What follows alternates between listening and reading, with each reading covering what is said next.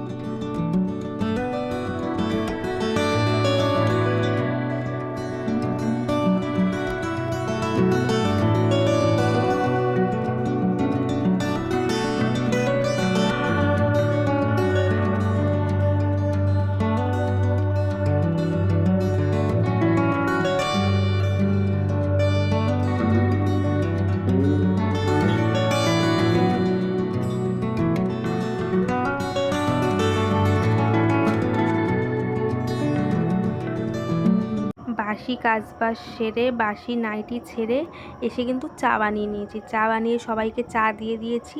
তারপর ওই পাশে ভাত বসিয়ে দিয়েছি। এখন কিন্তু আমি চা আর বিস্কুটটা খেয়ে নিচ্ছি। তো এরপর হচ্ছে তরকারি কাটবো। এদিকে কিন্তু আমি আগে আম কেটে নিচ্ছি, যেহেতু আম দিয়ে রান্না করব টক ডাল, আর করব হচ্ছে আজকে আলু পটলের তরকারি। তো আজকে হচ্ছে এই রান্না বান্না করব। আর দেখো এদিকে আমি তরকারি কাটছি, তোমাদের দাদা ভাইয়ের সাথে কি একটা নিয়ে বেশ কথা বলছিলাম। তো এবার ওই তরকারিটা কেটে কুটে তরকারি বসিয়ে তারপর যাব হচ্ছে ঘরে বিছানা তুলতে, নাহলে আবার লেট হয়ে যাবে। আমি কিন্তু রাতের বেলা তরকারিটা কেটে রাখি, যে মানে পরের দিন কী রান্না করব না করবো রাতে সব কিছু কেটে কুটে গুছিয়ে রেখে দিই। কিন্তু কালকে আর কাটা হয়নি, কেননা কালকে আমার মনে ছিল না যে রাতবেলা কেটে রাখবো, তো সেজন্য আর কাটা হয়নি। তাই আর সকালবেলা উঠে তাড়াহুড়ো করে সব কিছু কেটে নিচ্ছি আর হচ্ছে রান্নাটা বসিয়ে নেব।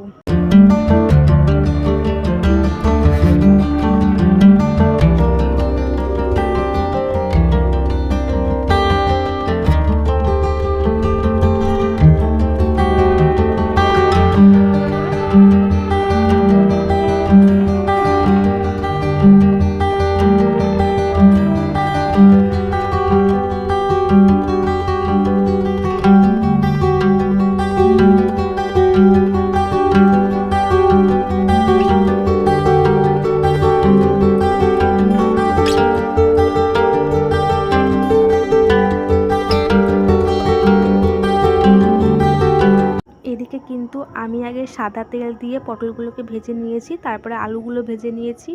দেওয়ার পরে কিন্তু এখন আমি মশলাটা কষিয়ে নিচ্ছি। এর মধ্যে দিয়েছি হচ্ছে আদা বাটা, লঙ্কার গুঁড়ো, জিরের গুঁড়ো, আর কিন্তু কোনো মশলা দিইনি। আর আর ফোড়ন দিয়েছি হচ্ছে গোটা জিরে। এদিকে দেখো আমার কিন্তু ডাল সেদ্ধ হয়ে গেছে, ডালের মধ্যে আমগুলো দিয়ে দিয়েছি আর হলুদ লবণ দিয়ে দিয়েছি। এদিকে আলু পটলের তরকারির মশলাটা ভালো করে কষিয়ে নিয়েছি। কষানোর পরে কিন্তু এবার আমি এতে জল দিয়ে দিলাম। তো জলটা খুব একটা বেশি দেবও না, তো অল্প করেই জল দেব। তারপর দেব হচ্ছে হলুদ লবণ, আর দেব হচ্ছে অল্প করে একটু চিনি। আলু পটলের মধ্যেও দেবো চিনি অল্প একটুখানি, আর ডালের মধ্যেও দেবো। তো এদিকে ততক্ষণ ডালটা আমার আরেকটুখানি হবে, এখনও ডালটা 5-6 মিনিট মতন হবে এখনও আমার। তো ততক্ষণে ভাবলাম যে এবার যাব ঘরে গিয়ে ঘরে বিছানাটা তুলে এসে ঘরটা ততক্ষণে ঝাড় দিয়ে চলে আসব। আর এদিকে তো আমার ভাত তো হয়ে গেছে, পাশে কিন্তু ভাতও উপর দেওয়া আছে। তো দেখলাম ডালটা আরও একটুখানি হবে, তো ভাবলাম যে না ততক্ষণ বসে থেকে লাভ নেই, ততক্ষণ ঘরে চলে যাই, গিয়ে ঘরে বিছানাটা তুলে এসে ঘরটা ততক্ষণে ঝাড় দিয়ে আমি চলে আসি। বলতে বলতে চলে আসলাম ঘরে বিছানা তুলতে। আর বালাপোষটা আমার এখনও তোলা হয়নি। বালাপোষটাকে রোদ খাইয়েছিলাম উঠিয়ে রাখবো বলে, তারপরেও রাখা হয়নি। কেন 2-3 দিন যা বৃষ্টি হয়েছিল তাতে লাগতো শীত, আর দিনের বেলা লাগে গরম, রাতে লাগে ঠান্ডা। তো সেই জন্য বালাপোষটা এখনও আমার তোলা হয়নি। আর 2-3 দিন ইউজ করে তারপরে উঠিয়ে রাখবো। কিন্তু বালাপোষের ওয়ারটাকে কিন্তু কেচে আমি উঠিয়ে রেখে দিই, শুধু বালাপোষটাই এখনও রাখা হয়নি। আর এদিকে দেখো বিছানাটা সুন্দর করে গুছিয়ে নিচ্ছে।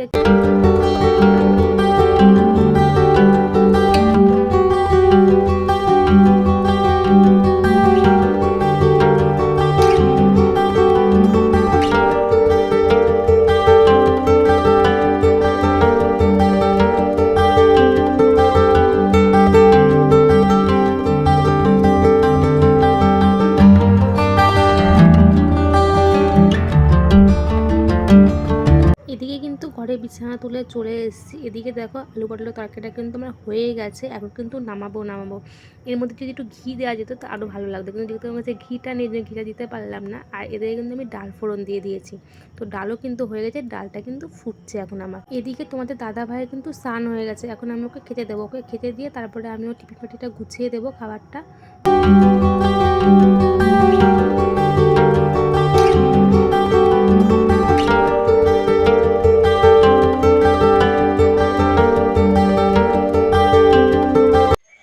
তো গাইস এখন করতে সময় হচ্ছে সকাল 9টা 10 বাজে। তো আমার রান্নাবান্না সমস্ত হয়ে গেছে। তো তোমাদেরকে এক ঝলক দেখিয়ে দিয়েছি কী রান্নাবান্না করলাম। আলু পটলের তরকারির কালারটা দেখেছো কতটা সুন্দর হয়েছে, আর খেতে দারুণ হয়েছিল। আমাদের দাদা ভাই মা বাবা সবাই খেয়ে বলেছে তরকারিটা সত্যিই খেতে খুব সুন্দর হয়েছে। আর এদিকে দেখো আম দিয়ে টক ডাল রান্না করেছি। হ্যালো গাইস এখন করতে সময় হচ্ছে 11টা 40 বাজে। তো আমার সমস্ত কাজবাজ ঘরের কমপ্লিট হয়ে গেছে। এখন হচ্ছে স্নান করতে যাব। তার আগে তোমাদের দাদাভাই জামা প্যান্ট ভিজিয়েছি, ওগুলোকে কাচবো, কেচে স্নান করবো, করে পুজো দেবো। তোমাদের সঙ্গে আবার পরে এসে কথা বলছি, ব্লগের সঙ্গে থাকো, কন্টিনিউ করো। স্নান করে চলে এসেছি, তো মা বললো মা ঠাকুর পুজো দিয়ে দিচ্ছে। তো এদিকে আমি যেগুলো দিতেছিলাম সেগুলো মিলতে চলে আসলাম। আর যা কড়া রোদ্দুর দিয়েছে, মানে এই রোদটার জন্য আমরা শীতকালে কি না করি, কিন্তু শীতকালে আমরা এই কড়া রোদ্দুরটা পাই না, যেটা কিনা গরমকালে পাই। আর গরমকালে রোদ্দুরের জন্য আমরা বাড়িতেও টিকতে পারি না। আর দেখতে পাচ্ছ পাশে হোয়াইট কালারের বিল্ডিং, সেটা কিন্তু স্কুল। এখানে কিন্তু 1 থেকে পুরো 12 অবধি আছে। এটা প্রচুর বড় স্কুল, আর পুরো বাড়ির পাশে হচ্ছে আমাদের হাই স্কুলটা। তোমরা কে কোথা থেকে আমার ভিডিও দেখছো সেটা কিন্তু অবশ্যই কমেন্ট বক্সে কমেন্ট করে জানিয়ে দিও। আর তোমরা কিন্তু প্রত্যেকে ভালো থেকো, সুস্থ থেকো। আর আমার ভিডিও তোমাদের কেমন লাগে সেটা কিন্তু অবশ্যই কমেন্ট বক্সে কমেন্ট করে জানিয়ে দিও। আর যদি ভালো লাগে তো অবশ্যই একটা লাইক করে দিও। আর কোথায় ভুল হচ্ছে, কোথায় কি হচ্ছে, তোমরা কিন্তু সেটা আমাকে অবশ্যই কমেন্ট করে জানাবে। আর তোমরা একটু সাপোর্ট করো, একটু ভালোবাসা দাও, যাতে আগামী দিনগুলোতে তোমাদের জন্য নতুন নতুন ভালো ভালো ভিডিও আনতে পারি। একটু সাপোর্ট করো আর একটু ভালোবাসা দিয়ে সবসময় পাশে থেকো এইভাবে। হ্যালো গাইস, এখন হচ্ছে সময় হচ্ছে 12:30 বাজে। তো জামাকাপড় কটা কেচে স্নান করে চলে এসেছি, জামাকাপড় কটা মেলাও হয়ে গেছে। ওদিকে মা পুজোটা দিয়ে দিয়েছে। তো এখন আমার কোনো কাজ বাজ নেই, এখন বসে থাকবো বা ফোন ঘাটবো বা টিভি দেখবো, এই হচ্ছে আমার সারাদিনের কাজ বাজ। তো ঘুম থেকে উঠে যে সকাল 9টার মধ্যে রান্নাবান্না কমপ্লিট করতে হয়, তারপরে বাদবাকি কাজ বাজগুলো সেরে ওই 12টা থেকে 12:30টার মধ্যে আমার স্নান কমপ্লিট হয়ে যাবে। তো এটাই হচ্ছে আমার ডেলি লাইফস্টাইল, আমার ডেলি রুটিন, আমার সিম্পল লাইফস্টাইল, সবই তোমাদের এটা বলতে পারো। তো আমার ব্লগ তোমাদের কেমন লাগলো সেটা কিন্তু অবশ্যই কমেন্ট বক্সে কমেন্ট করে জানিয়ে দিও। যদি কোথাও ভুল ত্রুটি হয় সেটাও আমাকে অবশ্যই কমেন্ট বক্সে কমেন্ট করে জানিয়ে দিও। আর যদি আমার ব্লগটার মধ্যে ভালো লেগে থাকে তো অবশ্যই একটা লাইক করে দিও। তো চলো আজকের ব্লগটা এই পর্যন্ত রইলো, দেখা হচ্ছে আগামীকাল নতুন একটা ব্লগের সঙ্গে। ততক্ষণ ভালো থেকো।